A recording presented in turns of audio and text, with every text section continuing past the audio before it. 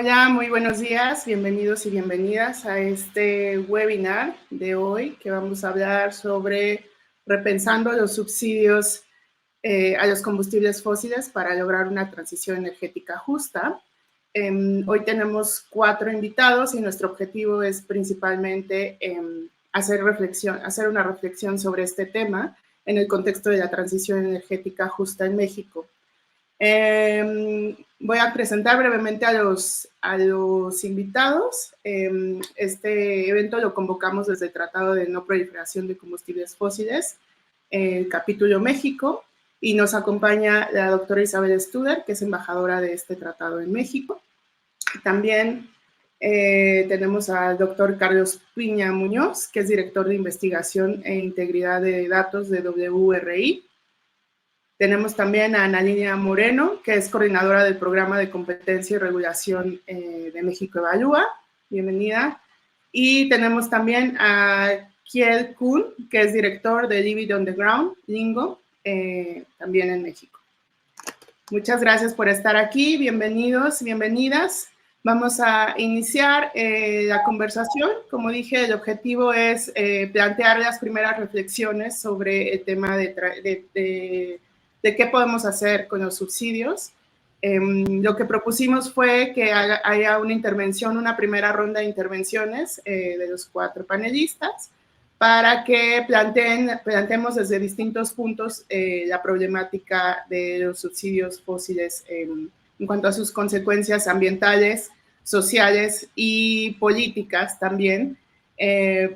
En la segunda ronda lo que haremos sería plantear un poquito más desde el tema de las soluciones y qué acciones podríamos impulsar para comenzar a pensar en una reestructura o una reforma de los subsidios en México.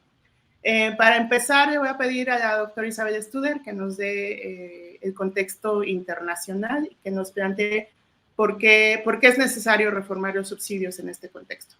Adelante, Isabel.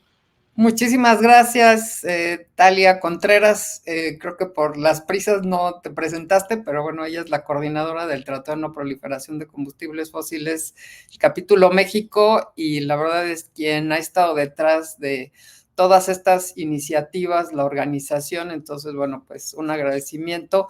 Este es un panel de lujo. La verdad es que a mí lo que me gustaría es ofrecer un contexto para las distintas presentaciones. Me parece que no podemos pensar en una transición energética, y menos una transición energética justa, sin tener una discusión seria y involucrar a distintos actores de la sociedad sobre este tema que es crucial. Pues por un lado, fomentar las energías renovables, incluso hablar de las redes de transmisión, de distribución, que es uno de los temas cruciales para esta transición en torno a una economía baja en carbono. Bueno, pues es importante, pero si seguimos invirtiendo en la promoción de los combustibles fósiles, su uso y el consumo a través de los subsidios a estos combustibles fósiles, pues nunca vamos a lograr las aspiraciones que nos hemos planteado, y sobre todo la necesidad de transitar rápidamente hacia el uso de energías limpias y el cumplimiento de las metas que nos hemos planteado para evitar el aumento de la temperatura más de 1.5 grados centígrados o máximo 2. Entonces, a mí me gustaría simplemente enfatizar el hecho de que hoy los subsidios a los combustibles fósiles pues ya llegaron a $7 billones en 2022. O sea, estamos hablando de $trillion. Entonces, es una cantidad que además no considera los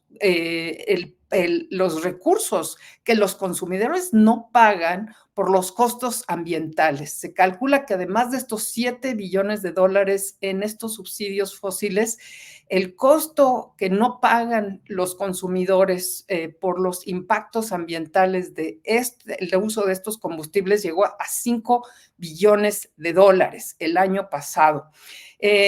nosotros además tenemos datos en donde esta cuestión es realmente importante en términos de la salud.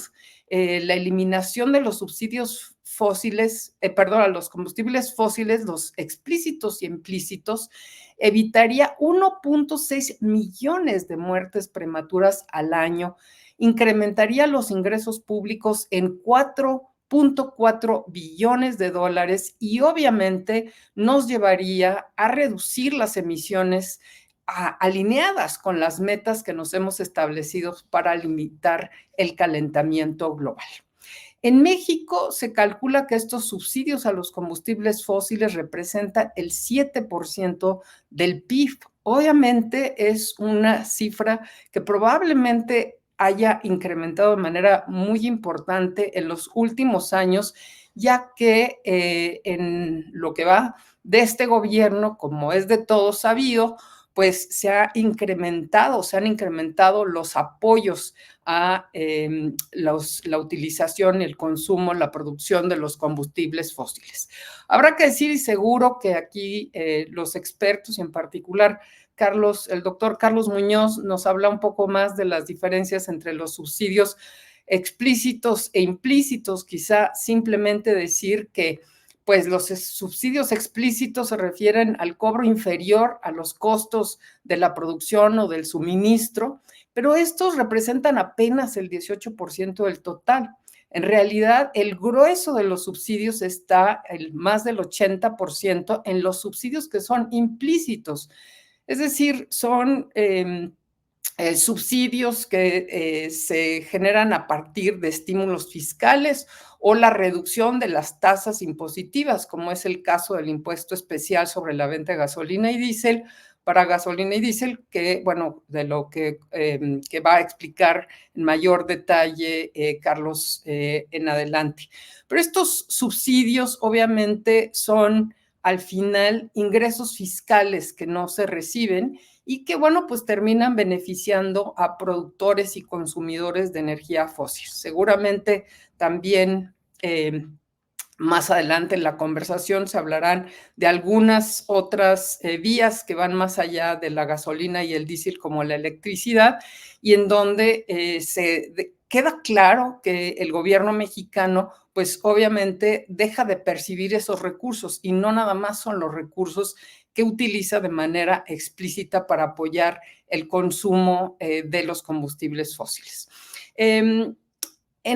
Como sabemos muy bien, en este gobierno pues no ha existido un objetivo ni un plan para la eliminación gradual de los combustibles fósiles. Al contrario, los subsidios, principalmente al petróleo, experimentaron un aumento en los últimos años. Frente a esta tendencia creciente que estamos visualizando de importaciones de energía y con el objetivo de aumentar la capacidad de refinación de Pemex, pues el gobierno ha implementado una serie de estrategias que incluyen los incentivos a la producción y a la rehabilitación de las 6 refinerías que componen el Sistema Nacional de Refinación, así como la construcción de una nueva refinería, como todos sabemos, en Dos Bocas y Tabasco, y la adquisición de la refinería de Deer Park en Estados Unidos. Entonces, para mitigar el impacto de los precios energéticos que van en aumento, sabemos muy bien en particular por el contexto internacional, la guerra de Rusia en Ucrania y ahora los acontecimientos en el Medio Oriente, pues obviamente ha llevado no exclusivamente al gobierno de México, sino en general a que se establecieran apoyos para reducir el precio internacional de estos combustibles, sobre todo porque hay todo un argumento respecto a cómo este precio puede aumentar o tiene incidencia en la inflación y bueno, pues ha sido un tema de importancia para todos los gobiernos alrededor del mundo, pero en particular en México, pues se tomaron acciones muy explícitas para contener el precio de los combustibles fósiles para los consumidores y también, a través del IEPS, pero también a través de un control de precios, en particular en el gas LP, De hecho, en el 2021, como sabemos, se creó Gas Bienestar, una empresa estatal que ingresó pues, al mercado minorista y esto en respuesta a las preocupaciones al alza de precio para los hogares. También como parte de la política de subsidios, pues acá se hablará un poco más de esto, se introdujeron controles a las tarifas eléctricas o subsidios a las tarifas eléctricas, sobre todo para la agricultura y los hogares, y todo muy relacionado con la crisis sanitaria del COVID-19, que bueno, pues para atender sobre todo el incremento en la demanda del trabajo desde casa, pues se dio un subsidio a sobre todo aquellos que estaban sujetos a la tarifa doméstica de alto consumo. También, pues se han mantenido estímulos fiscales al combustible para la agricultura y la pesca, así como créditos fiscales contra el impuesto sobre la renta para maquinaria en general y buques comerciales para apoyar el transporte público, privado y pues también el turismo. Como sabemos, pues muchos de estos beneficios fiscales también se extienden al diésel industrial, que no se utiliza como combustible para vehículos. Y bueno, pues obviamente el impacto de la pandemia también fue una consideración importante en los precios del petróleo y las finanzas de Pemex, lo que motivó al gobierno a otorgar créditos fiscales significativos. Y esto pues representa una parte importante de los ingresos gubernamentales, que llega hasta el 85% de los ingresos del Fondo Mexicano del Petróleo. Se han adoptado otras medidas, como es sabido, incluso en fechas muy recientes, como reducir el derecho de utilidad compartida, esto es la contribución que Pemex realiza por cada barril vendido e ingresa al Fondo Mexicano de Petróleo, pues este DUC, este derecho, pues ha ido disminuyendo desde el inicio de esta administración, pasando del 65 al 30%, es decir, pues esos no son ingresos, no ingresos para el gobierno mexicano y por lo tanto es uno de estos subsidios implícitos. También, por supuesto, está el derecho por extracción de hidrocarburos que se ha reducido y por lo tanto se estima que entre 2017 y 2022 el costo fiscal de estas medidas de apoyo para los combustibles fósiles aumentó en casi 1000%. Y esto, bueno, pues no está considerando el 2023, entonces se estima que este total, como les decía, de subsidios directos e indirectos ascendió a 923,000 millones de pesos, más del 7% del PIB. Para cerrar, pues, ¿qué impacto tiene estos subsidios en general para la economía? Pues obviamente, y sobre todo para la transición energética, pues estos subsidios favorecen desproporcionadamente a los sectores más acomodados, como aquí se va a comentar seguramente en mayor detalle. El subsidio, la gasolina y el diésel, pues representa un mecanismo regresivo, ya que los hogares de mayores ingresos se benefician más de los precios de estos combustibles y lo mismo sucede con subsidios que se ofrecieron empezando con el COVID a los usuarios de tarifa eléctrica doméstica de alto consumo, pues para reducir, como ya decía, el costo de electricidad por el teletrabajo. Otros impactos pues tienen mucho que ver con los obstáculos al cambio tecnológico y a los compromisos climáticos, porque desincentivan la inversión en energías renovables, en la eficiencia energética sobre todo, y la adopción de nuevas tecnologías como por ejemplo los vehículos eléctricos. Pues vemos que el gran volumen de subsidios a combustibles fósiles contrasta con la inversión en energías renovables en México, lo que pone en evidencia un desequilibrio en la política energética y sobre todo en los compromisos de México en la transición hacia la transición energética.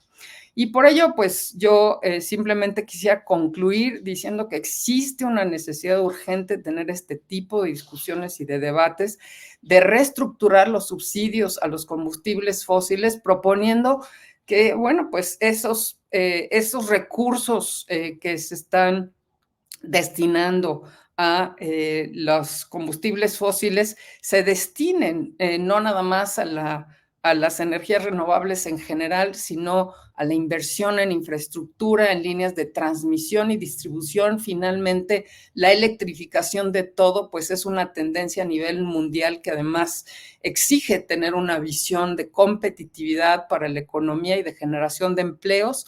La idea de invertir en redes inteligentes y en otras tecnologías sostenibles, lo cual además le permitiría a México no solo estar alineado con sus compromisos internacionales, sino también poder visualizar nuevas industrias en donde pues no estamos atrapados en una visión del pasado, en donde las energías fósiles siguen siendo el centro de desarrollo, sino que hacemos una transición gradual y compatible con las tendencias mundiales.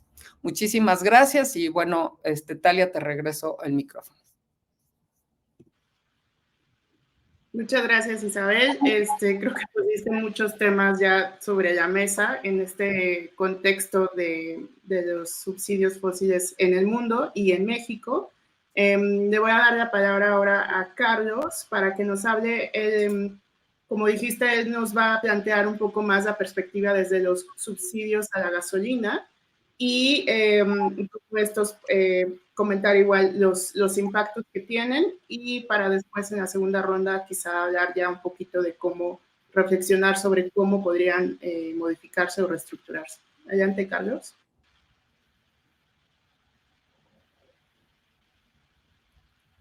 Creo que tenemos problemas con su conexión.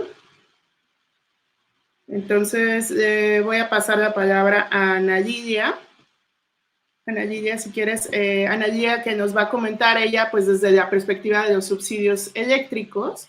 Igual, si nos puedes comentar el tipo de subsidios que hay y cómo estos afectan o impactan, quizá también en términos de, pues de las finanzas públicas y el trabajo que han estado realizando ustedes en México Evalúa en estas análisis. Ana Lidia. Sí, muchas gracias. Buenos días a todos. Gracias por la invitación. Felicidades al equipo de Sostenibilidad Global y del Tratado por la No Proliferación de Combustibles Fósiles. Es un placer estar con ustedes hoy aquí. Nosotros desde México Evalúa, como especialistas en análisis de políticas públicas, de finanzas públicas, hemos trabajado el estudio de los temas de subsidios ya desde hace más de 10 años. Y bueno, recientemente observamos pues detalles que hace falta socializar con las audiencias en México respecto del subsidio eléctrico. Y es que prácticamente toda la población que tenemos una residencia o rentamos una residencia, necesitamos conexión a la red eléctrica y recibimos en nuestro recibo de Comisión Federal de Electricidad pues un desglose de la tarifa a la que corresponde nuestra zona geográfica y también un desglose de los montos, cómo se subdividen según nos informa la comisión en cuanto a consumo y finalmente cuánto subsidio estamos recibiendo cada hogar siempre y cuando no sobrepasemos los umbrales de consumo y caigamos en la tarifa de alto consumo, como mencionaba la doctora Studer. Entonces, nosotros hemos sintetizado nuestro análisis en un video y me gustaría compartirlo con la audiencia, en donde resumimos básicamente cuál es el corazón del subsidio eléctrico y por qué debe preocuparnos. Entonces, si el equipo de producción me ayuda a compartir el video y vemos 2 minutitos nada más. ¿Sabes cómo afectan los subsidios eléctricos a las finanzas públicas? En México, tu recibo de luz presenta un subsidio o apoyo gubernamental que varía de acuerdo con tu tarifa. Estrictamente, las tarifas eléctricas deberían de ser la suma de los costos de generación, transmisión, distribución y suministro. En otros países, el cambio tecnológico y la competencia económica en el mercado eléctrico han ayudado a reducir los costos de la energía y a eliminar los subsidios. Pero en nuestro país el cambio tecnológico ha sido frenado y el subsidio se incrementa continuamente, por lo que para el 2022 será de al menos 73,000 millones de pesos. ¿Es esto un problema? Sí, hay 3 razones. La primera es que ese dinero se podría usar en más servicios públicos como educación, salud y seguridad. La segunda es que es regresivo, esto es, que los hogares que menos necesitan ayuda del Estado son los que reciben mayor subsidio en su pago de luz. Y la tercera, los subsidios realmente benefician a la CFE porque le permiten esconder sus ineficiencias. Y claro, con dinero que sale de tus impuestos. Además, el sistema de tarifas en México está diseñado para que los hogares siempre paguen más, a pesar de que los costos de generación eléctrica bajen y el monto de los subsidios que recibe la CFE del gobierno federal suba anualmente. La razón es que desde el 2018 por decreto tu tarifa crece conforme a la inflación y esto es insostenible para las finanzas públicas. Pero, ¿qué podemos hacer para evitar los subsidios? A. Cambiar la regulación para que las tarifas reflejen costos reales. B. Que haya competencia en el suministro básico, es decir, en nuestros hogares, entre la CFE y los privados para bajar las tarifas. Y C. Que se reenfoque en la tecnología obsoleta, cara y contaminante por inversión en tecnología moderna y eficiente. Así que, si se reducen los costos de la electricidad y la ineficiencia de la CFE, ¿te imaginas qué podríamos hacer con el dinero del subsidio? Las finanzas públicas enfrentan este desafío. Tú puedes ayudarnos. Te invitamos a ser parte de esta conversación con soluciones que motiven a las autoridades a resolverlo. ¡Súmate!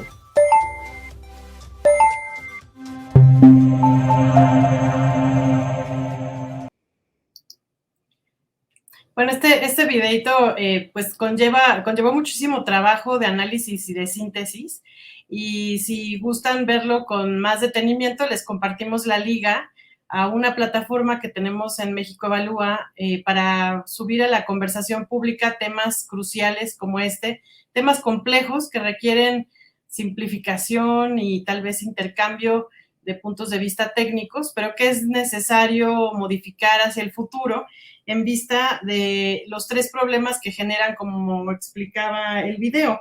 Uno es su efecto regresivo, que el subsidio eléctrico pues no es necesario para todos los hogares del país. Hay hogares que claramente lo necesitarán más que otros y sin embargo se aplica de manera generalizada, además de que las 7 tarifas que hay eléctricas en México, pues se reparten o están ordenadas en función del clima, de regiones climáticas. Entonces, frente a la emergencia climática que vivimos, cada vez es más necesario el famoso subsidio porque las tarifas crecen en función del consumo. Entonces, no es raro escuchar en temporadas como esta de calor o el verano que viene, municipios y estados que empiezan a solicitarle al gobierno federal incrementos en el subsidio a sus tarifas para que la población pueda enfrentar, ¿no?, la subida de los precios por alto consumo y no caer en la tarifa libre de subsidio. Sin embargo, estos subsidios no identifican quién sí lo necesita y quién no. Y muchas veces, dado que la tarifa de alto consumo implica una carga muy onerosa para los hogares, muchas veces aquellos que sí pueden pagar la sustitución por generación distribuida, paneles solares, son aquellos que se benefician después de la recuperación en términos de presupuesto familiar de la inversión, lo cual no está mal. Sin embargo, lo que se está observando es que los que están migrando a paneles solares o generación de este tipo aislada, pues son aquellos que pueden pagarlo y luego ya no necesitan el subsidio. Entonces, la observación ahí es que hay que revisar bien los subsidios y cómo se están aplicando. Y nada más para terminar esta intervención, quisiera mencionar el otra problemática que plantea el video sobre pues el incentivo a la ineficiencia de la CFE, puesto que a pesar de que nuestro recibo de luz sí viene especificado cuánto es el subsidio que nos está tocando de manera proporcional al hogar en Comento.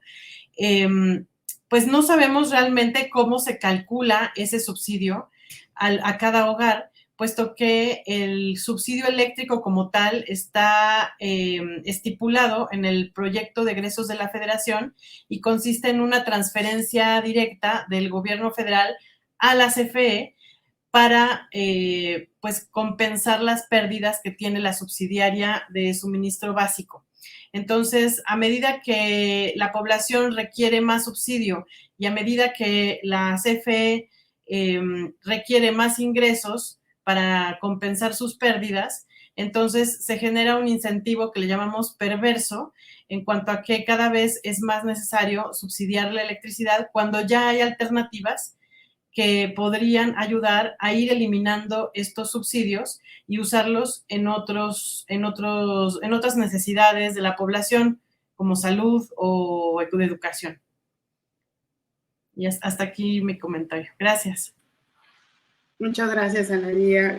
Como vemos y como bien dijiste, es un tema complejo por todos estos impactos que vienen a colación con los efectos de los subsidios. Como habíamos comentado, ahora vamos a pasar con Carlos, quien nos va a dar la perspectiva desde el ámbito de las gasolinas, los subsidios, los impactos, y para en la segunda ronda comenzar a pensar en cómo se podrían comenzar a estructurar o qué acciones se podrían hacer. Adelante, Carlos.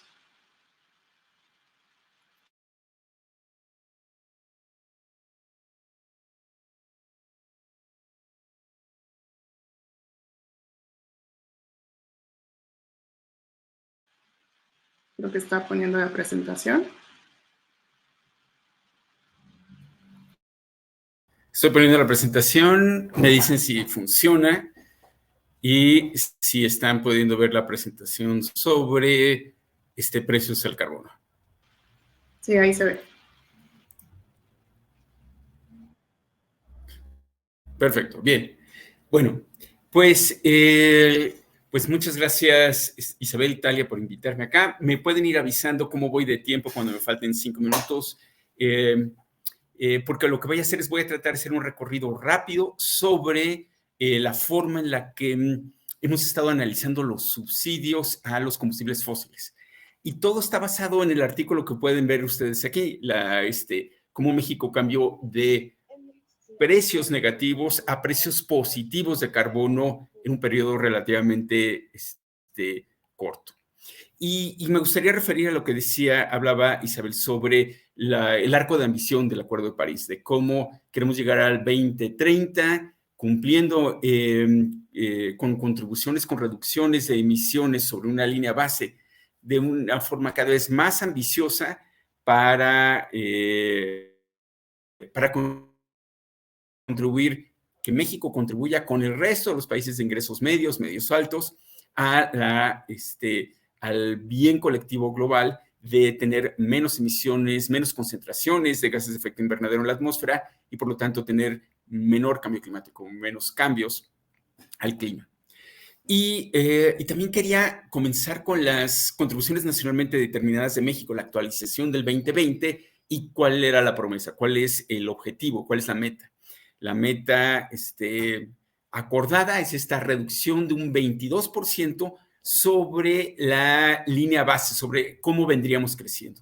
Y pueden ver ustedes en la fila de hasta abajo cómo las emisiones totales de gases de efecto invernadero en México venían de ser 709 y 804, y la línea base se movía rápidamente hacia el 2030 diciendo, tendríamos ya 991. Pero la meta de emisiones sería solo llegar a 773 en el 2030, la meta no condicionada, y eso es una reducción de 22% sobre el 991 que hubiéramos llegado, que se calculaba en el 2013, 2014, 2015, que llegaríamos a tener esas emisiones. Muy bien, y claro, la ambición creció a ser una reducción de 35%, pero de nuevo, recuerden, son reducciones sobre donde llegaríamos a estar con una tasa en la que va creciendo.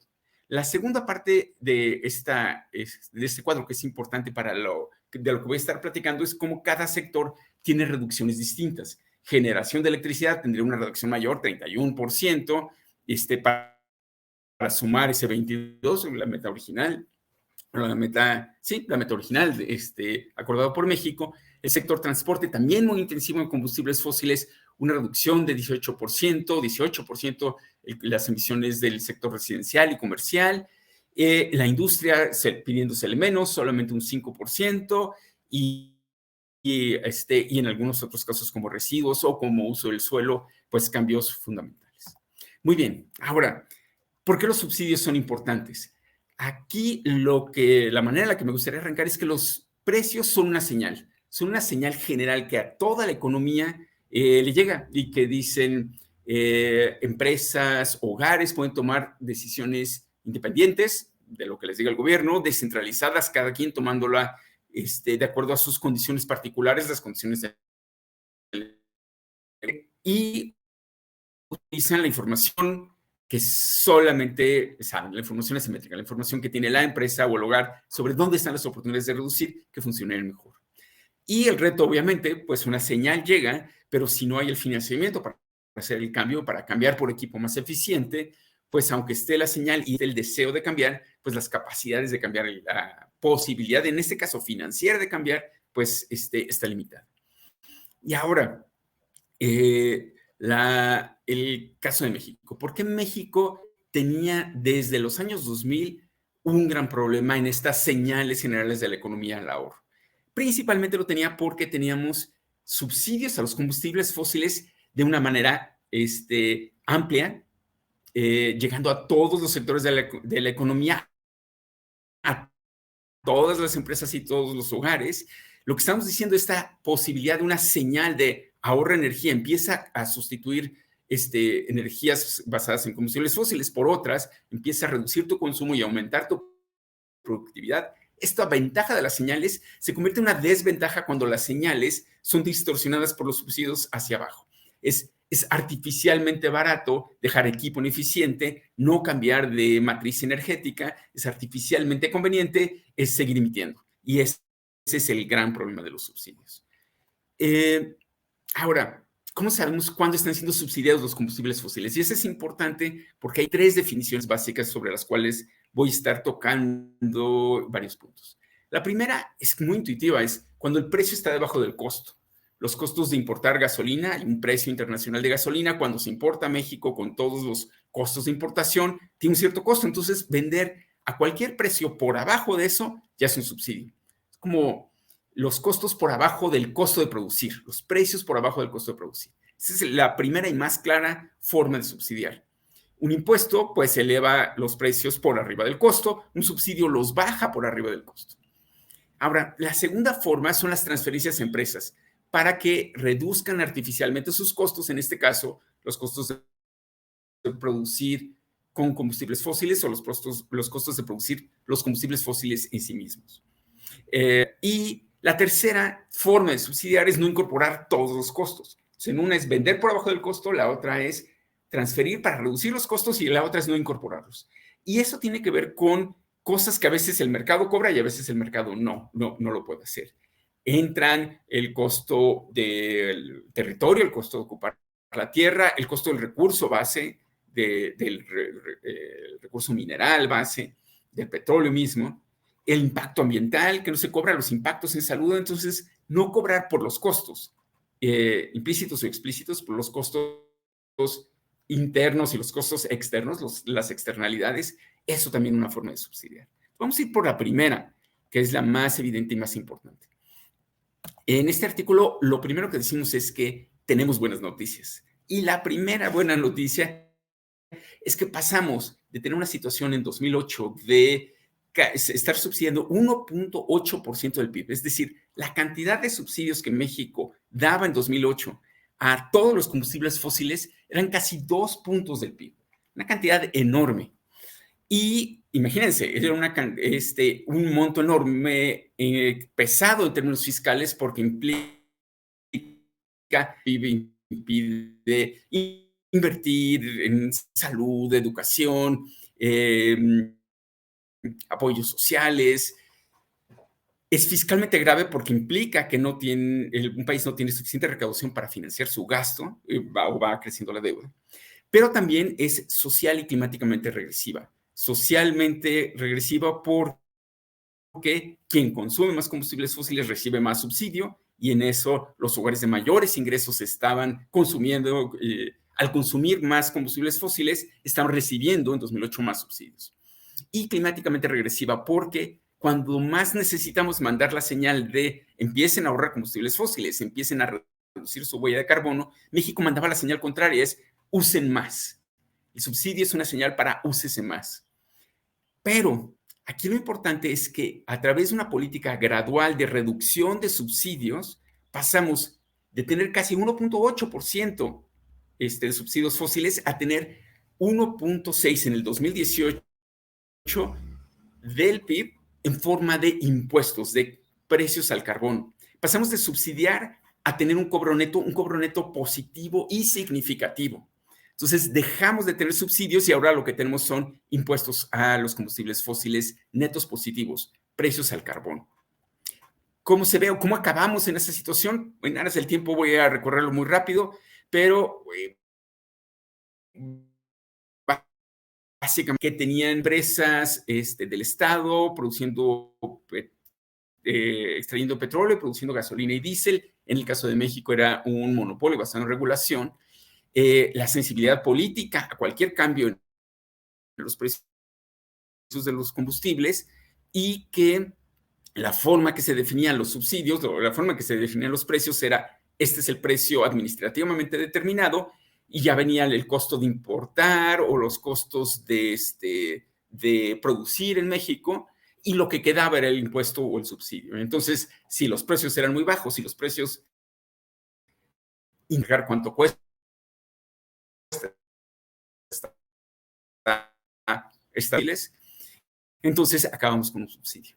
En los periodos en los que el precio del petróleo es alto, los países petroleros tienen ingresos extranormales y con esos ingresos extranormales pueden aguantar periodos. Entonces acabamos teniendo una situación grave y así se ve como en esta gráfica. La línea roja representa los precios internacionales, la línea azul representa los precios en México y piensen a inicios de los 2000, estando el equivalente a 6 pesos, 8 pesos por litro. Y entonces, pues mientras esté por abajo del precio en México, pues todo lo verde es recaudación positiva, son impuestos recaudados. Pero vean cómo hacia el 2005 y 2006, la línea roja ya salta por arriba de la línea azul y empezamos a tener subsidios. Subsidios que se agravan. Y por eso llegamos al 2008 a tener casi 2% del PIB como subsidios, porque el precio internacional es muy alto y el precio en México no ha cambiado, no cambia en términos reales, está entre 6 y 8 pesos. Bueno, pues esta situación, ¿cómo se cambia? A través de empezar a subir gradualmente los precios. ¿Y por qué se dejan subir gradualmente? Porque es parte de una estrategia donde si se quiere tener un alivio fiscal rápido, se tiene que quitar muy rápido, pero eso se convierte en un gasolinazo. Sí, entonces tiene ventajas fiscales, pero hay un rechazo político muy grande y hay un impacto en los grupos de menores ingresos que si bien se benefician menos que los grupos de mayores ingresos de los subsidios, algo de beneficio hay y por lo tanto algo de golpe económico hay cuando se retiran los subsidios. Entonces, entre estas dos opciones, y por ejemplo, el lado derecho es típicamente lo que hizo Irán y otros países que quitaron sus subsidios de una manera de choque muy rápida, y el lado izquierdo es como lo hicieron México y otros países que los redujeron gradualmente. Y gradualmente significa tomar 3, 4, 5, 6 años para reducir los subsidios. Y eso requiere, pues reduce el impacto, no lo elimina, pero reduce el impacto político de hacerlo y reduce y hace más fácil hacer las compensaciones a los grupos de menores ingresos que tienen impacto. Entonces, podemos regresar a esta gráfica que sale en el artículo y vean cómo la línea azul empieza a tener algo de pendiente. Tenía muy poca pendiente, solamente la inflación, pero luego empieza a crecer más que la inflación, es decir, sube en términos reales el precio de la gasolina. Y ustedes recordarán, todo este periodo es cuando está pasando de 8, 9, 10, 11, 12 pesos el litro de gasolina y eso empieza a reducir los subsidios, aun cuando en la línea roja los precios internacionales del petróleo tienen periodos en los cuales eran realmente muy altos. Vender gasolina en México a 12 pesos cuando vale 14 pesos de forma en el mercado internacional sigue implicando dar 2 pesos de subsidio por cada litro. Pensando en los millones de litros, pues entonces podemos ver por qué suman decenas de miles de millones de pesos transferidos mensualmente a hogares, consumidores de gasolina, a empresas que están utilizando diésel, y lo hace de manera regresiva, incentivando el consumo o reduciendo menos el consumo. Pero el precio ahí va subiendo, y esa reducción de subsidios hacia el 2014 empieza a hacer esta eliminación gradual, ese phase out, acordado por los países del G20, por los países de la OCDE, para hacer una reducción gradual de subsidios. Ahora, ¿por qué es importante mandar las señales de impuestos? No solo quedarnos en reducir los subsidios, sino además tener impuestos positivos al consumo, porque entonces estamos mandando la señal completa, estamos mandando la señal de conviene empezar a comprar autos más ahorradores, empezar a cambiar a tecnologías híbridas, por ejemplo, o cambiar hacia equipos más eficientes. A gran escala, las empresas podrían empezar a renovar sus equipos. Entonces, toda esta señal de precios empieza a funcionar ya desde que se quitan los subsidios, pero se refuerza con los impuestos. Y la idea de hacerlo también con el precio al carbono explícito, con los impuestos al carbono puestos.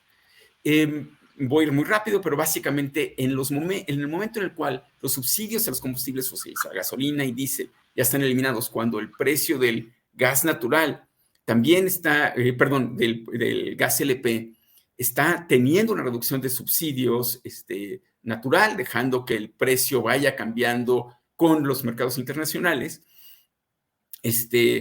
se mete el impuesto al carbono. En la introducción del impuesto al carbono es empezar a mover hacia el lado positivo, ya no solo tener precios negativos, sino tener precios positivos. Es decir, el carbono es más allá que los costos de refinación, de extracción, también tiene costos ambientales, tiene costos en salud, empecemos a reflejarlos. Entra alto, entre ser más o menos unos $5 por tonelada, las negociaciones en el Congreso lo bajan alrededor de $3.50 por tonelada, y dejando algunos combustibles en cero, cosa que será discutida más adelante.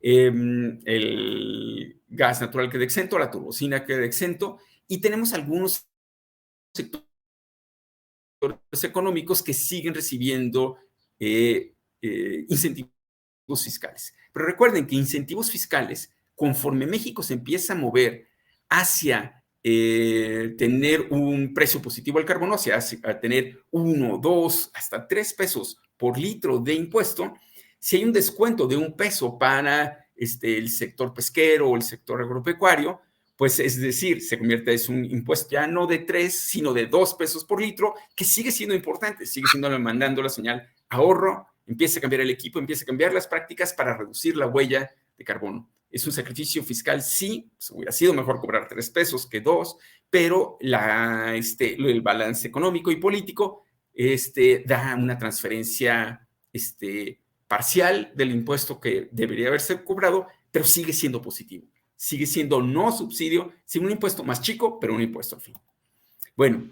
Muchas gracias, Carlos. Ahora, con esto voy a acabar. El área en verde. El precio en azul, el precio doméstico, el precio en México sigue subiendo hacia el 18, a ser 18 pesos por litro, y los precios internacionales empiezan a bajar por las fluctuaciones naturales del mercado internacional, pero vean cómo ya están siempre por abajo de la línea azul. Se mantiene todos esos años, a veces cerca, a veces lejos, pero siempre por abajo, y generando toda esa recaudación en color verde. Todo eso es ese 1.6% del PIB que tenemos como recaudación adicional para financiar inversión, gasto social, para financiar las acciones del gobierno, y mandando la señal a la vez de que pues ahora tenemos un precio de la tonelada de CO2, un precio implícito. En rojo pueden ver los $3 por tonelada, pero en azul tenemos los casi 50, 60 dólares por tonelada de CO2 que México ya está cobrando. México es uno de los países con más altos precios al carbono gracias al IEPS. Esta política se ha logrado mantener 2018, 2019, 2020, gracias al secretario Ursúa, al secretario Herrera, con quienes me tocó trabajar, y ha sido mantenido por la presente administración hasta el presente. Es decir, seguimos teniendo una recaudación significativa del IEPS a gasolinas y diésel y por lo tanto un precio del carbono positivo, mandando la señal gradual de que es importante ahorrar. ¿Qué escenarios? ¿Cuánto hubiéramos consumido? Bueno, me iré para allá después, pero los estados también están haciendo lo suyo. Ya lo que está haciendo Querétaro, lo que estaba discutiendo Guanajuato, el tener instrumentos de cobro de emisiones, tener sus propios impuestos ambientales a nivel estatal, complementa la señal. Es decir, no solo es por la importancia nacional de empezar a mandar la señal hacia la descarbonización, sino la señal local de queremos tener mejor calidad de aire y queremos tener empresas más eficientes. Entonces, este movimiento subnacional de México hacia tener impuestos al carbono o mercados al carbono, en general es parte de una tendencia positiva en términos fiscales, sociales y ambientales.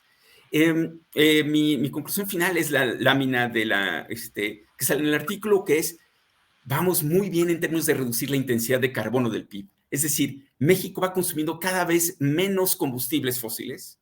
Lo hace en buena parte, y es lo que nosotros encontramos, gracias a la señal del precio.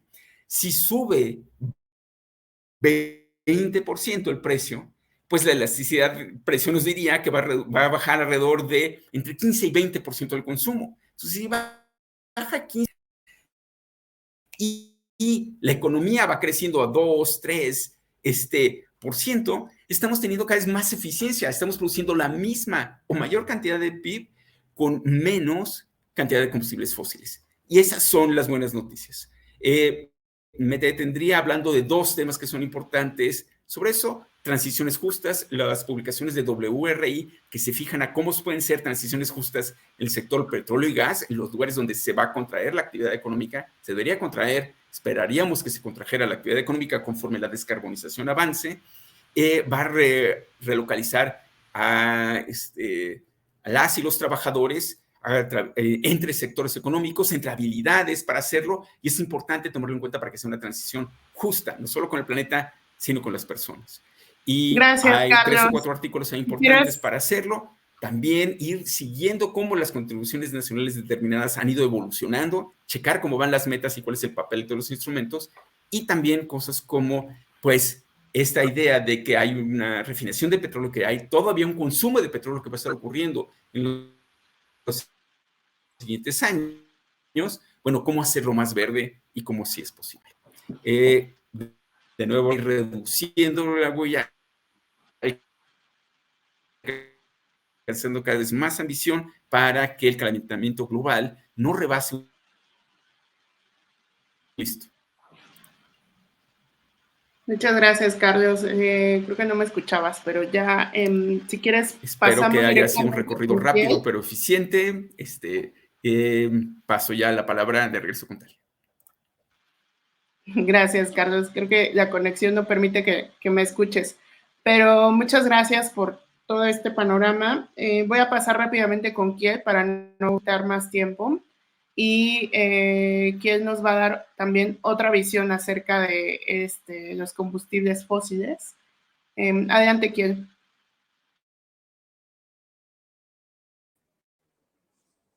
Muchas gracias, Talia, y muchas gracias por la invitación. Una pregunta, ¿me escuchan bien? ¿Sí? Te escuchas un poquito bajo. Ok, si es poquito, creo que vamos a aguantar.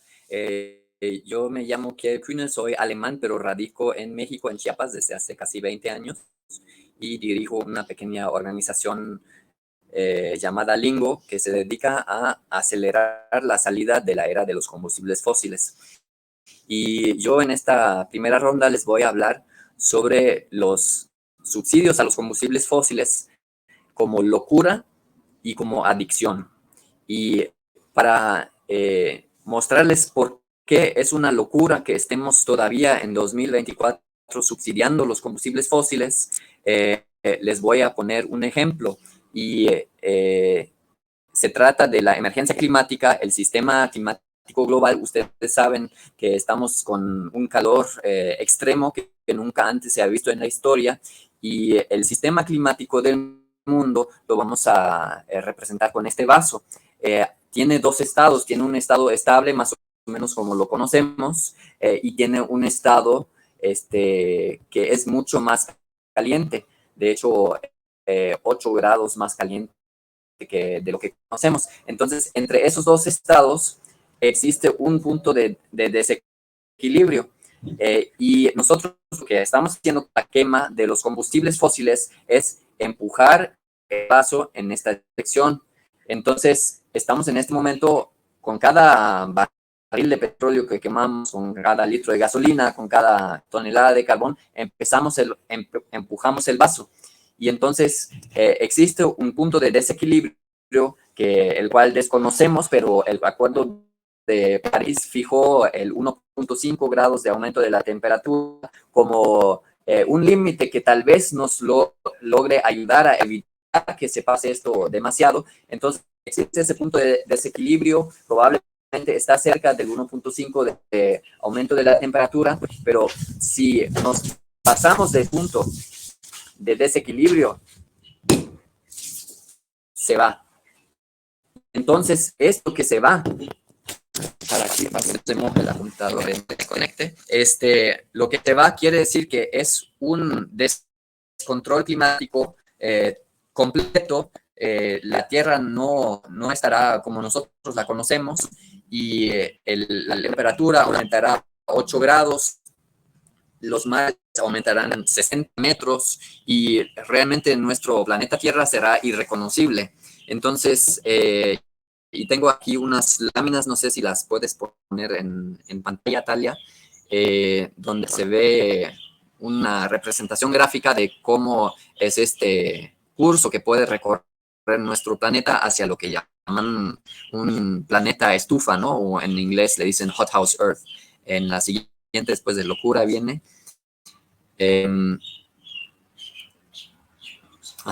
Entonces, eso es una publicación científica al respecto que muestra el peligro que puede haber de que el planeta Tierra se vaya hacia un hothouse Earth.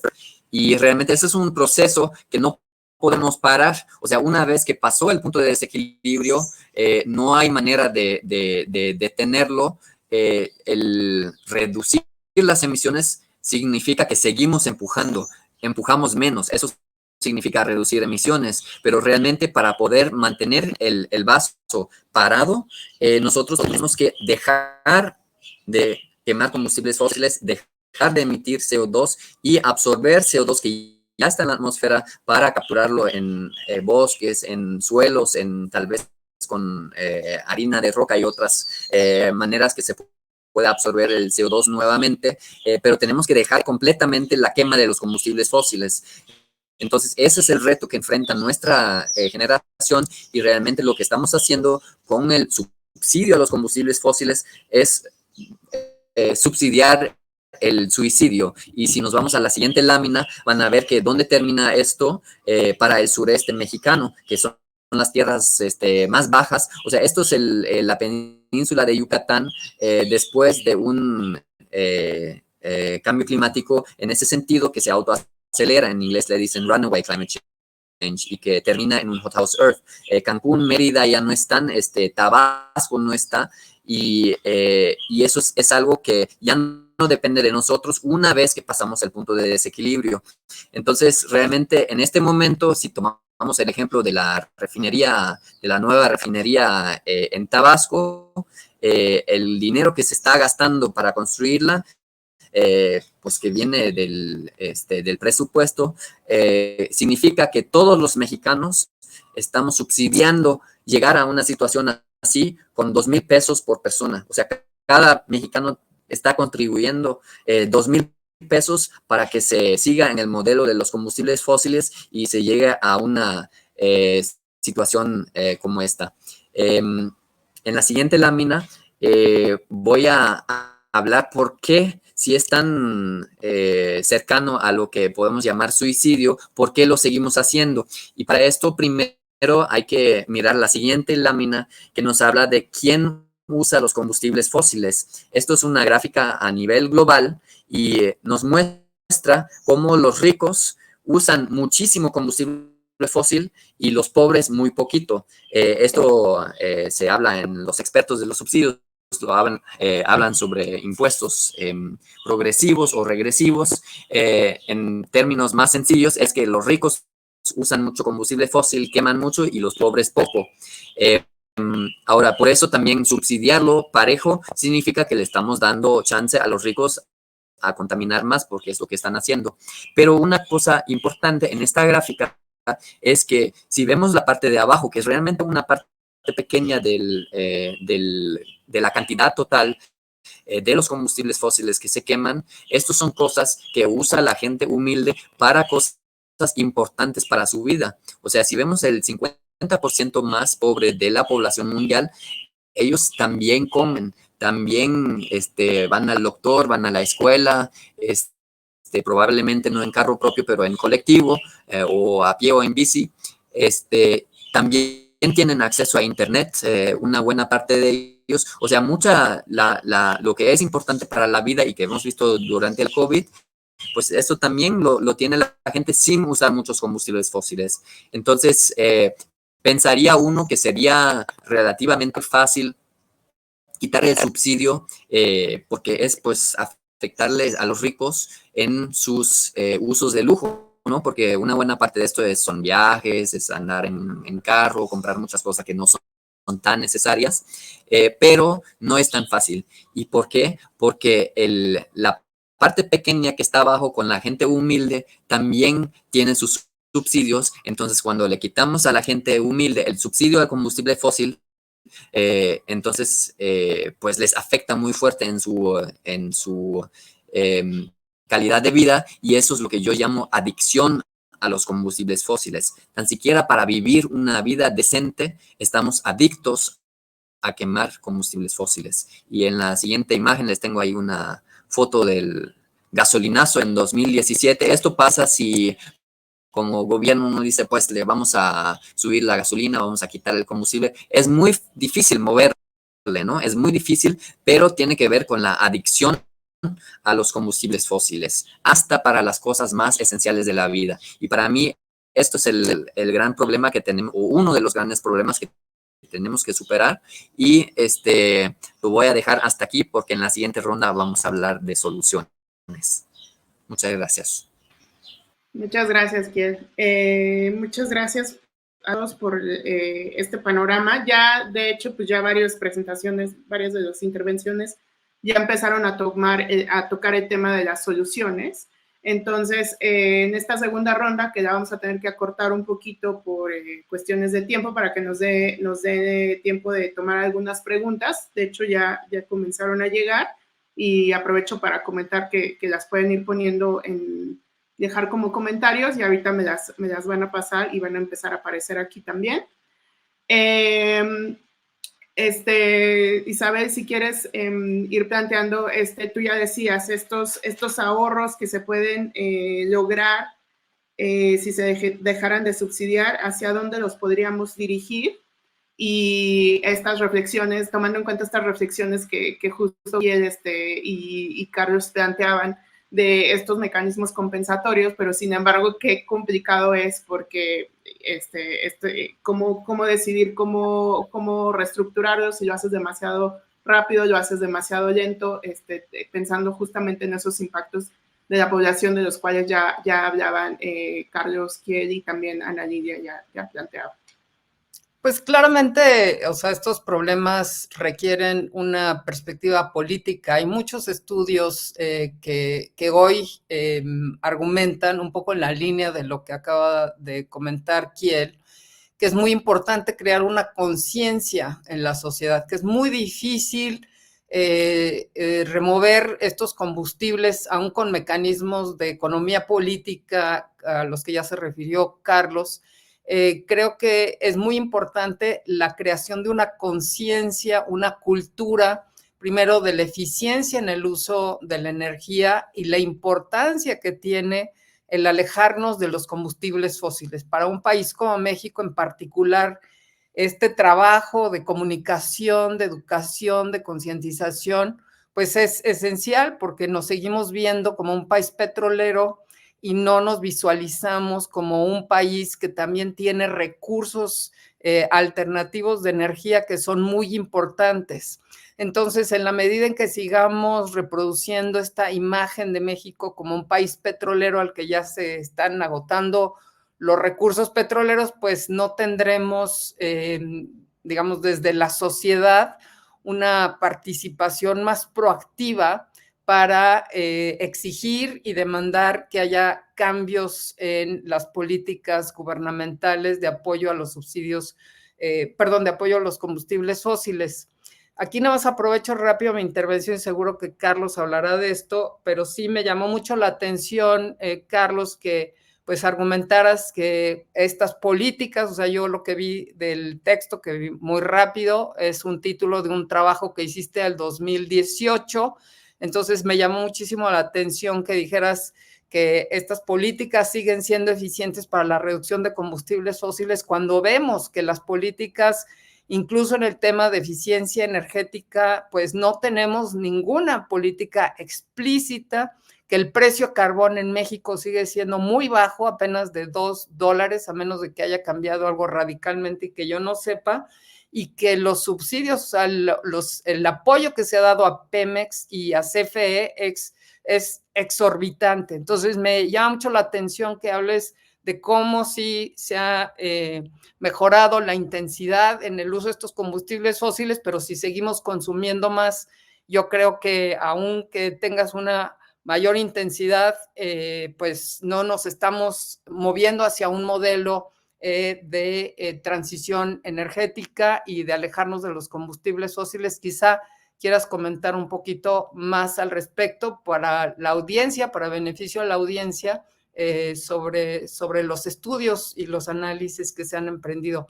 Pero bueno, nuevamente el tema de la cultura y el tema de la participación de la sociedad, o sea, muchos de los estudios sobre cómo resolver ese dilema político, pues es una clave porque no nada más se va a resolver con políticas económicas, sino con acciones directamente para involucrar a la sociedad y distintos sectores de la sociedad, incluyendo el sector industrial, que bueno, pues por el momento no vemos que haya políticas de eficiencia energética que correspondan a una transición para alejarnos de los combustibles fósiles. Muchas gracias.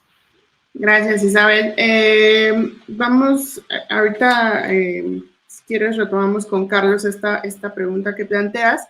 De todas formas, siguiendo el orden de las intervenciones anteriores, si quisiera dar la palabra a Nadinia, y si pudiéramos justamente profundizar en estos temas que ya planteabas como alternativas o como soluciones, esta idea de identificar bien a quién necesita el consumo y quién no, para que realmente el subsidio vaya directamente a quienes van, y ahondar en este tema que también plantea Isabel y que tú lo planteaste en tu presentación, de cómo socializamos estos temas para que precisamente generen pues, si no apoyo, por lo menos entendimiento por parte de la población de por qué sería necesario repensar o cambiar estos subsidios. Adelante, Analia. Claro, pues en principio estamos en línea con la idea de Carlos de confiar en los sistemas de precios como mecanismos de información,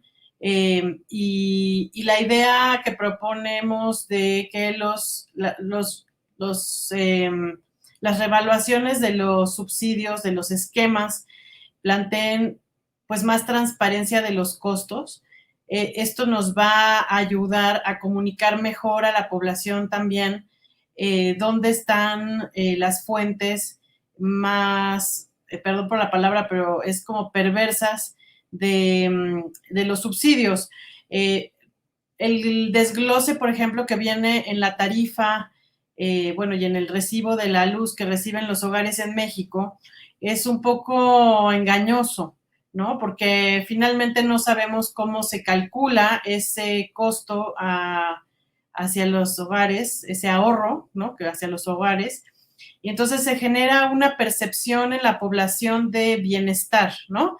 De que mi tarifa, de tal vez mi recibo debió haber sido de 800 pesos y estoy recibiendo 400 pesos de subsidio, entonces que me quiten ese subsidio implicaría una pérdida de bienestar para el hogar. Entonces, ¿cómo hacemos para concientizar a la población de que es necesario remover el subsidio y trasladarlo, por ejemplo, en términos focalizados a quien más lo necesita, pero también en términos globales, cómo beneficiar a la población en general, incluyendo a la industria? Entonces, hay una gráfica que me gustaría compartir, pero súper rápido, a ver si puedo, sobre cómo están los costos cuando usamos mecanismos para bajar los precios marginales. No sé si ahí se ve o no. No, todavía no. Se ve.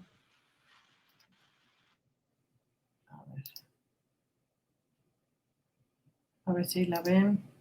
Se ve esta, en esta imagen, en las bolitas moradas. Estos son los costos históricos de la producción o la generación de energía eléctrica de la CFE, que tiene componentes en tecnologías altamente dependientes de los combustibles fósiles. Hablemos de carbón, hablemos de diésel, de gas natural, ¿no? Y de combustóleo. Entonces, aquí cuando vemos estas bolitas moradas, vemos sus costos. Entonces, ¿qué pasa aquí? Que hay un tema muy pernicioso. En la medida en que la CFE mantenga estos esquemas tecnológicos, sus costos no van a bajar. Y entonces los que dependemos de tarifas reguladas, como somos los consumidores residenciales, los pequeños negocios, la tarifa agrícola, la industria pequeña, pues estamos atados a esta dependencia de combustibles fósiles en la matriz energética. Ahora aquí vemos las bolitas naranjas, que son el mercado eléctrico mayorista, que son los costos que reflejan tecnologías que han ido sustituyendo a las tecnologías viejas y que forman parte del mercado. Vamos a ver tu gráfica, Nadia. ¿Perdón? Sí, la puedes volver a compartir porque como que la dejamos de ver. A ver si aquí se ve. ¿Sí se ve? Ahí va cargando. No, aparece en la pantalla negra. Bueno, se los platico. No se ve. Pero la idea está clara, que es, hay tecnologías que tienen menores costos que CFE no está aprovechando.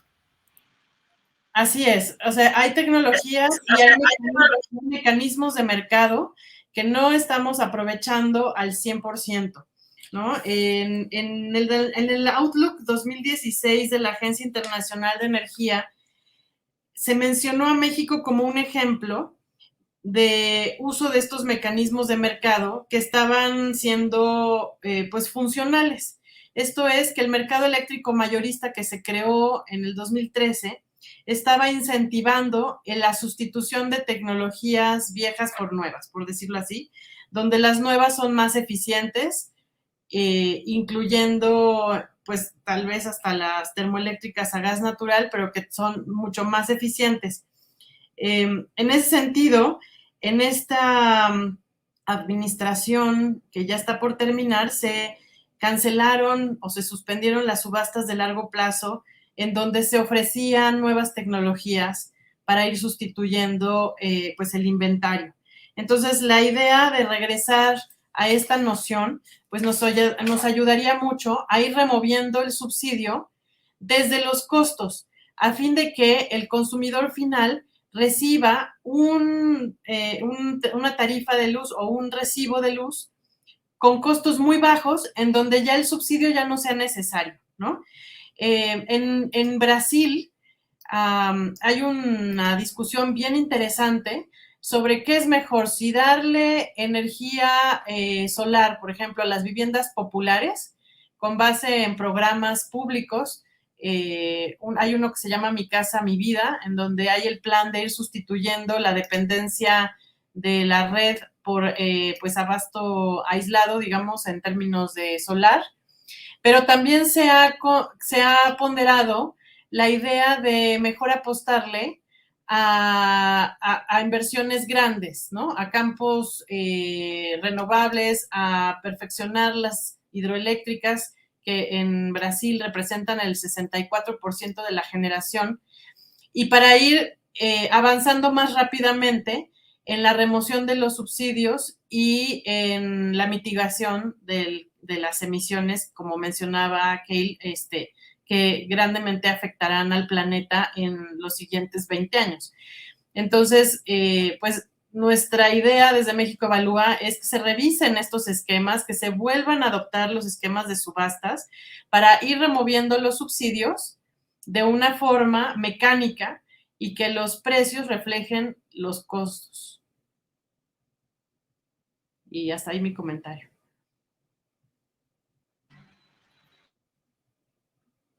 Muchas gracias, Ana Lilia.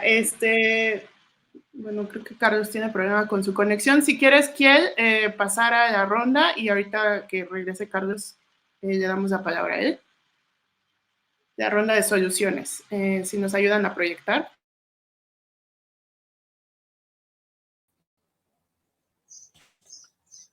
Ok, muchas gracias. Pues en cuanto a soluciones,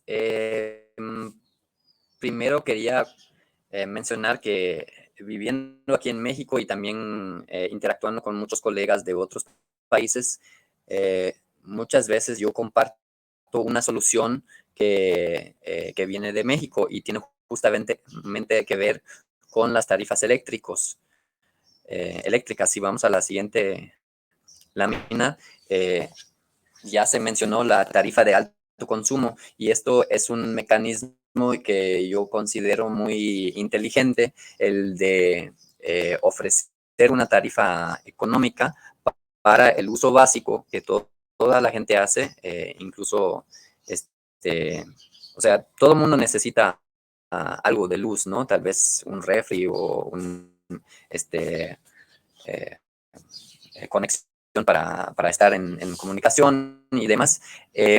Y cuando uno llega a tener más dinero y usar más energía, pues todavía se mantiene dentro, pero llega un punto cuando uno está usando tanta electricidad, probablemente por ser rico, que se cambia para tarifa de alto consumo y entonces ahí el precio de la hora, de la kilowatt hora salta de 1 peso a 4 pesos.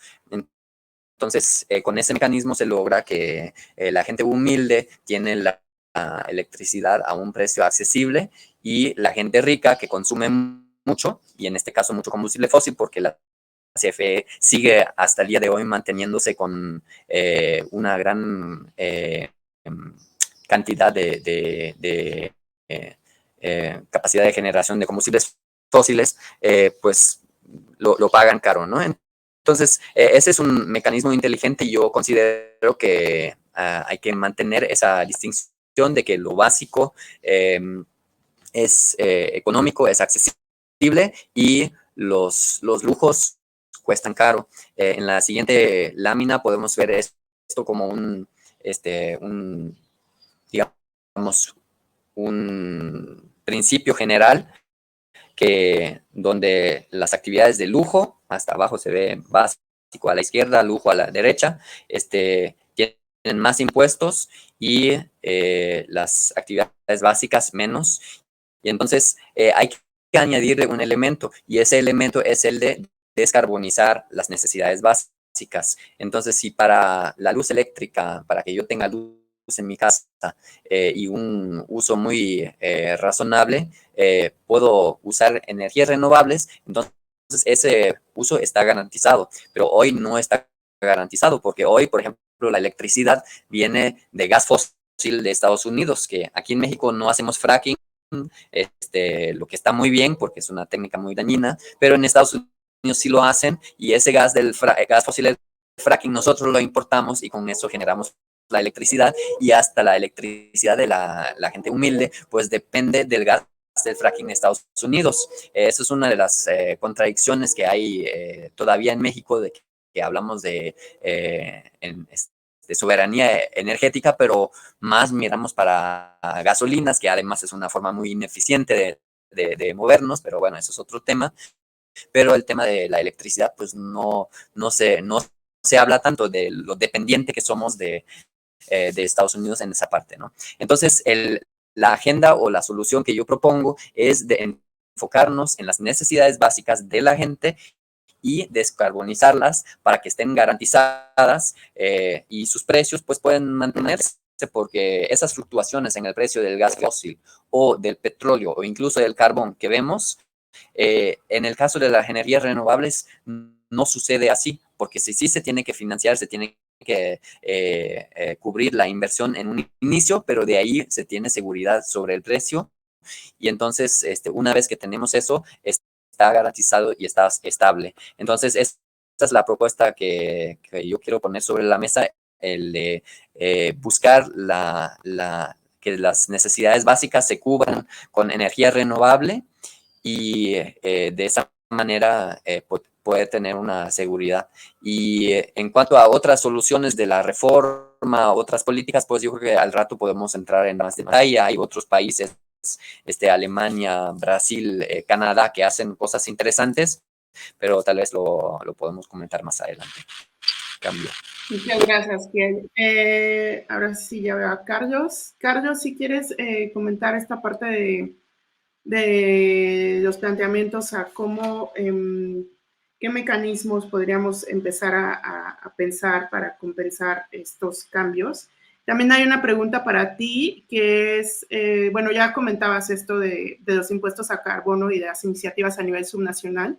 Entonces te preguntan si los consideras un complementario al impuesto federal y si no es un problema como de doble fiscalización, como argumentan algunos. Esto le pregunta Carlos Villaseñor. Adelante, Carlos. Muy bien. Bueno, primero, reiterar las buenas noticias. Si tenemos con gasolinas y diésel que están entre 22 y 24 pesos, no están subsidiadas. O sea, a 10 pesos, 12 pesos, claramente estarían subsidiadas, pero a cualquier cosa por arriba de 22, 23, los precios internacionales, salvo situaciones extremas como el inicio de la invasión rusa a Ucrania, el resto estuvo siempre en positivo, siempre estuvimos con impuestos positivos, a veces más chicos o más grandes. Entonces, reiterar, buenas noticias, esta administración y todo parece indicar que así vamos a continuar. ¿Por qué? Porque es una fuente muy importante de recaudación y de gasto público. Es decir, la política de no dar subsidios, gasolina y diésel, va a seguir porque le conviene fiscalmente a México, además de que es socialmente justa,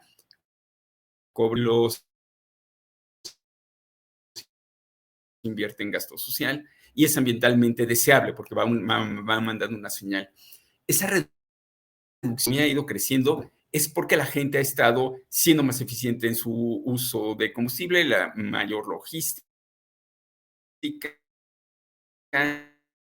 mejores equipos. Lo que hemos estado viendo de compra y renovación de equipos es detrás.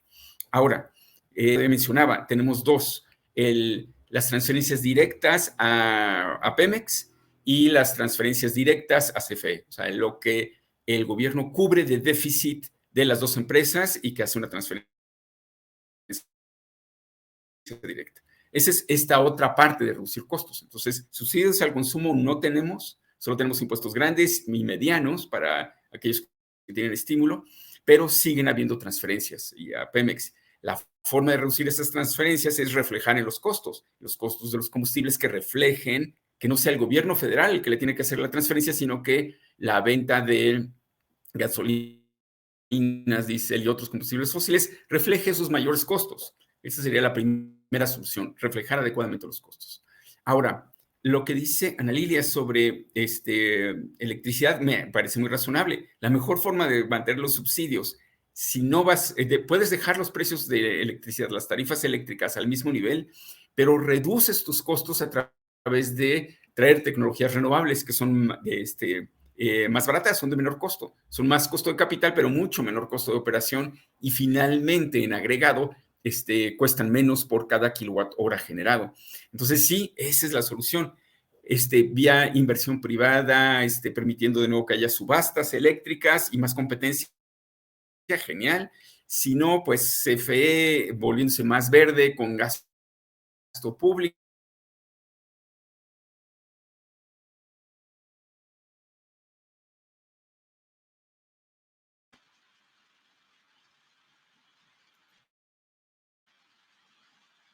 Que se cortó Carlos otra vez. Tiene la conexión un poco inestable. Inestable, exactamente. Bueno, estamos... a mí me gustaría comentar sobre lo que dijo Carlos, redondear un poco la idea de lo que había dicho Isabel, el apoyo que ha recibido este sexenio, tanto CFE como Pemex, en transferencias y en, digamos, pues las pérdidas financieras que han reportado las dos empresas, porque esas pérdidas no se van al espacio exterior, esas pérdidas se absorben en el gasto no programable, ¿no? El gasto público tiene dos grandes dimensiones, el gasto programable, que es el que vemos en las noticias, generalmente cuando nos dicen cuánto se va a ir a educación, cuánto a energía, cuánto a seguridad nacional, etcétera. Y el gasto no programable tiene varias bolsas, una de ellas son las pérdidas de las empresas del Estado. Entonces, a mayores pérdidas, pues menor gasto disponible para usarlo en el gasto programable porque se tienen que absorber, ¿no? Entonces, la suma total de transferencias más las pérdidas suma ya 2.6 billones de pesos. Ese dinero sí tiene un costo de oportunidad, es decir, se pudo haber usado en transición energética, en planeación para la transición, en nuevas tecnologías. Es necesario estudiarlo y bajar la conversación a los ciudadanos para que seamos conscientes de que ese esquema de negocios de estas dos empresas es sumamente perjudicial para nuestro presente y nuestro futuro, ¿no? Y es dinero que es finito, es limitado, ¿no? Y yo creo que una alternativa, además del fomentar las energías renovables, también es el fomentar la eficiencia energética en los hogares. O sea, el gobierno, por ejemplo, de Irlanda, tiene unos programas bien interesantes de trabajo comunitario de las autoridades municipales con el sector privado de la construcción, con asociaciones civiles, en donde se estudian el confort térmico de las casas, de los edificios, y se plantean proyectos para que las casas, los edificios tengan mayor calor cuando hace frío y más aire fresco cuando hace calor, ¿no? De forma arquitectónicamente, utilizando las corrientes de aire, utilizando la posición de las ventanas. Hay una serie de metodologías arquitectónicas que pueden apoyar a que los edificios gasten menos, porque la cantidad de edificios que hay en el mundo, no conozco el número, pero es abismalmente grande y consume muchísima energía. Y de esto no estamos hablando, y son proyectos que se pueden apoyar desde lo local, ¿no? Creo que eso hace falta mucho explorar. Yo estoy de acuerdo con Ana Lilia y creo que sí es importante enfatizar que, por ejemplo, las normas ambientales en México que están orientadas a la eficiencia vehicular, por ejemplo, pues no se han aplicado, no se han actualizado y realmente me parece que hay una tarea importante que hacer. Claro, desde la sociedad, como ya lo dijo muy bien Ana Lilia, o sea, a través de las comunidades con un trabajo de abajo hacia arriba, con los estados, por supuesto, con los municipios, en todos estos temas que tienen que ver con la eficiencia energética, pero me parece también que las regulaciones, o sea, por un lado podemos tener políticas fiscales o impuesto al carbón, pero si por el otro lado estamos incentivando que haya un consumo de los combustibles fósiles sin ninguna repercusión, con normatividad que se quedó atorada hace 5 o 6 años y que no está actualizada a las nuevas tecnologías, pues estamos mandando señales encontradas. Entonces, ¿de qué nos sirve que por un lado fiscalmente tengamos un impuesto al carbono que nuevamente considero que es tremendamente bajo, es uno de los más bajos en el mundo, y por el otro lado, pues no tenemos las normas que permitan incluso que las empresas del Estado cumplan con la normatividad de contaminación y de emisiones, y estamos incentivando pues un uso indiscriminado, por ejemplo, de los vehículos de combustión interna, y no existen realmente incentivos claros para la transición hacia vehículos más eficientes. Para el transporte público, pues hay ciudades en donde sí han habido avances muy importantes, pero yo creo que no hay una política nacional que nos permita visualizar un uso más eficiente de esos combustibles fósiles y, por lo tanto, además, políticas y normas claras, estándares que nos permitan visualizar una transición más acelerada hacia la adopción de energías renovables o de transporte limpio, ¿no? Entonces, un poco también abonando a lo que comentó Kiel, a mí me gusta mucho su idea, o sea, de pensar en impuestos al carbono diferenciados, en donde ciertas actividades que son más propicias, y bueno, pues no tiene que ser el impuesto al carbón en sí, Kiel, quizá simplemente que se aplicaran normas y que esas normas sí se implementaran y fueran eficientes, creo que nos podrían llevar a un escenario similar al que tú mencionas. Muchas gracias, Isabel. Para terminar a tiempo, voy a pedirle a cada uno que haga un comentario final.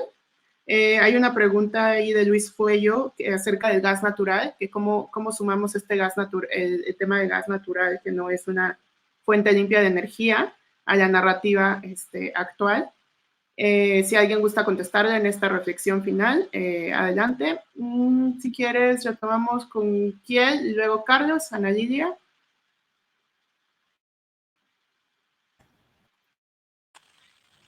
Sí, bien, muchas gracias. Respondiendo a la pregunta. El gas natural es más limpio en términos de contaminantes locales. Estaban en Sí, si gustas empezar, Carlos, nada más te quitas el mute.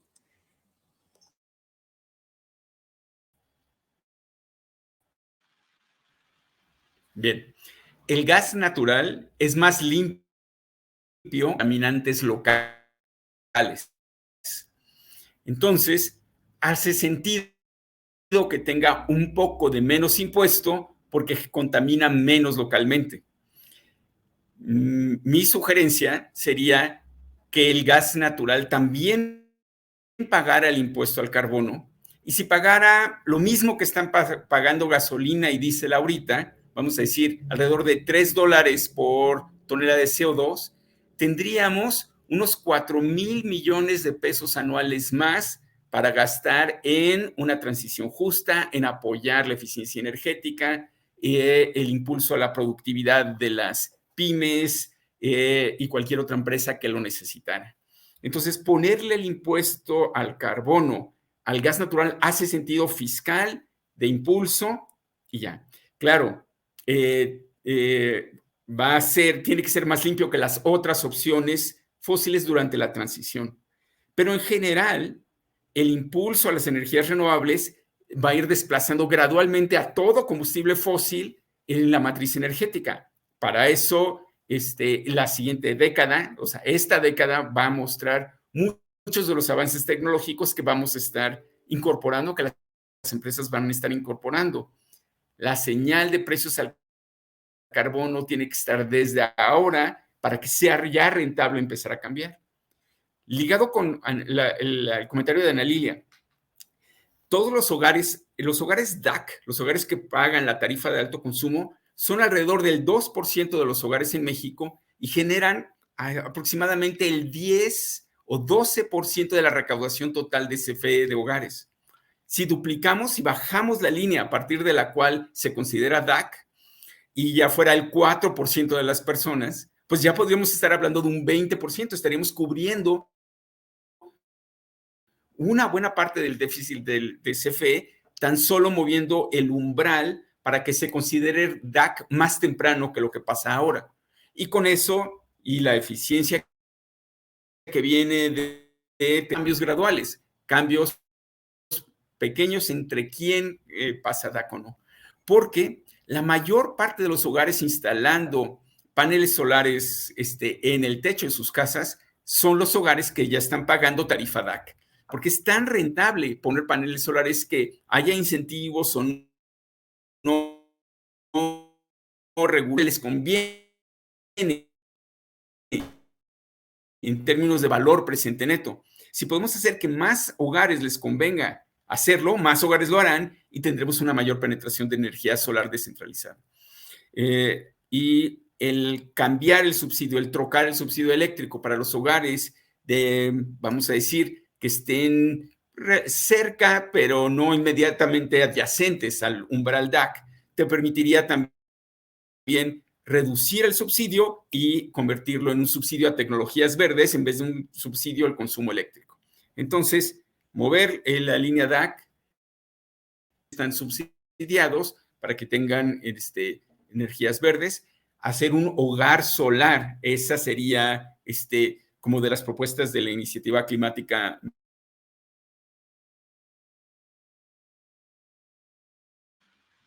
Ay, se volvió a cortar, Carlos.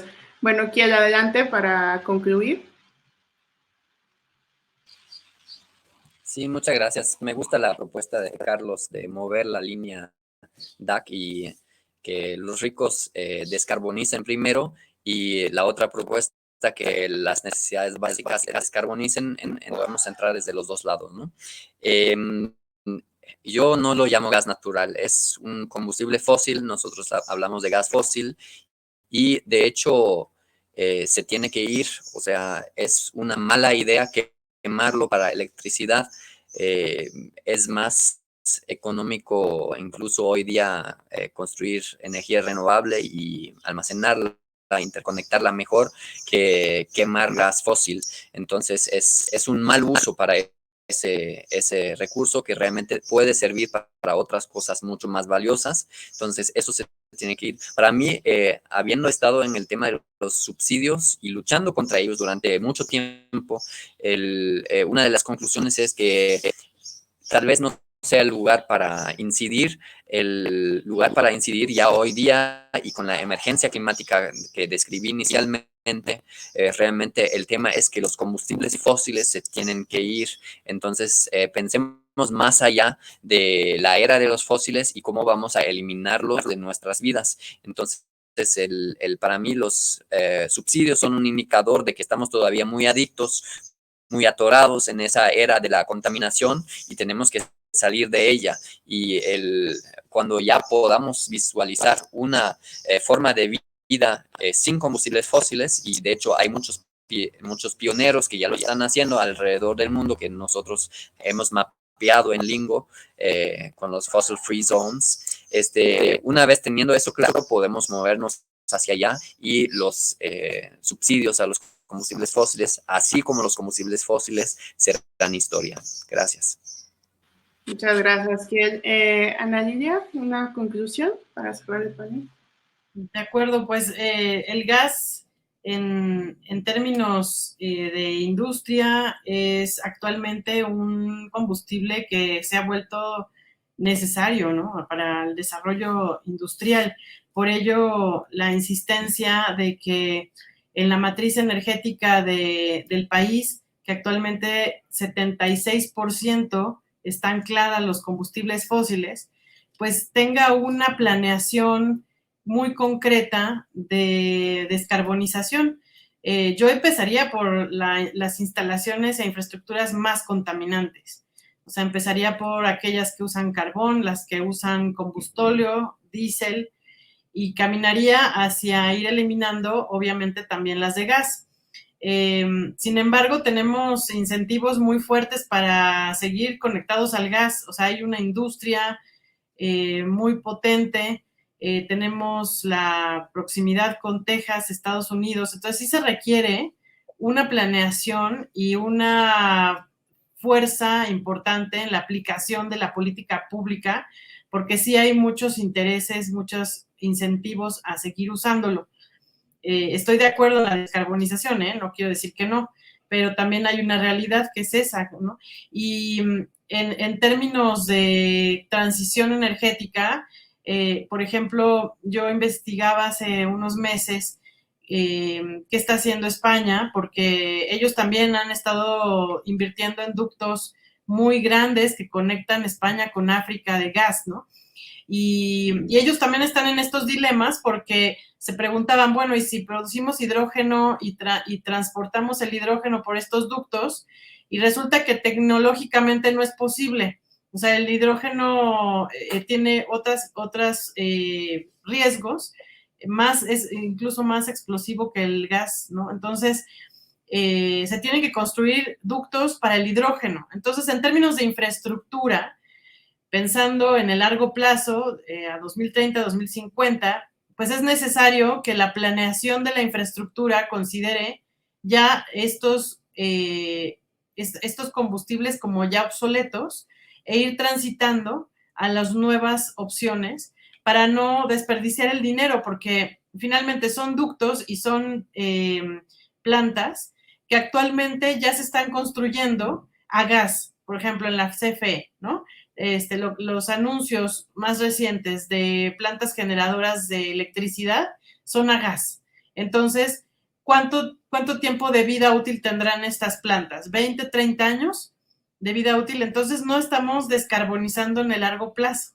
A eso me refiero con ir planificando la inversión en la infraestructura, de modo que sí transitemos a una matriz energética mucho, mucho más limpia, como la de Brasil. O sea, a mí me sorprende que actualmente la de Brasil, sumando a las hidroeléctricas, pues sí trae porcentajes del 83% ya de energías limpias. Y ahí hay un tema con las hidroeléctricas, con las nucleares que hay que profundizar, pero claramente estamos muy lejos de una composición así en nuestra matriz energética.